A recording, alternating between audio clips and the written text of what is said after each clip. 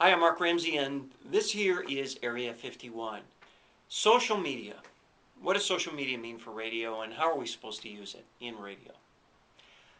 A few weeks ago, I took a little drive up to LA, and I drove up and up and up the Hollywood Hills, all the way near the top to the home of a guy who used to be the head of digital for New Line. Now, New Line is the studio that brought us Freddy Krueger and Jason and Lord of the Rings trilogy and so on. This guy no longer works there, but now he's in charge of all the digital for Peter Jackson, director of The Hobbit and producer of District 9, and he did all the digital for District 9 and so on. So this guy knows what he's talking about, is what I'm trying to tell you.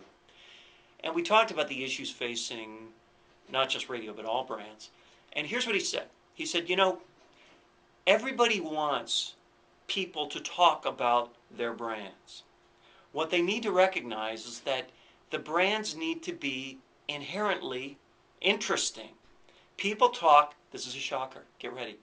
People talk about what's interesting, not what's boring, okay? Interesting, boring. So the question becomes, what's interesting about our brands? And here's what he said. He said, what are your assets? He said, you got to recognize what your assets are because conversations form around assets.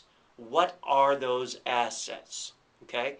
Now, to some degree, for our radio stations, we assume that radio is one big brand. It is not. Your radio station is not one big brand. Your radio station is an aggregation of assets of varying value and interest. One of the biggest assets that you may have at your radio station is, for example, the morning show or the air talent. Apart from the morning show. Nothing makes me more crazy than when I hear from people, and I hear it a lot, our morning show doesn't want to stay any later than they do. They don't want to do, the extra work. How much am I going to get paid? Bull is what I'm trying to tell you. Here's a saying I like to use. Please use this with your air talent. The universe doesn't care what's in your contract. They only care when your contract ends. So the message I convey to you is recognize, if you're an air talent, if you're a morning show, or someone who administers to them, that the world has changed, that the responsibilities have changed, that what it is to be an asset on a radio station, as opposed to strictly an ass, has changed.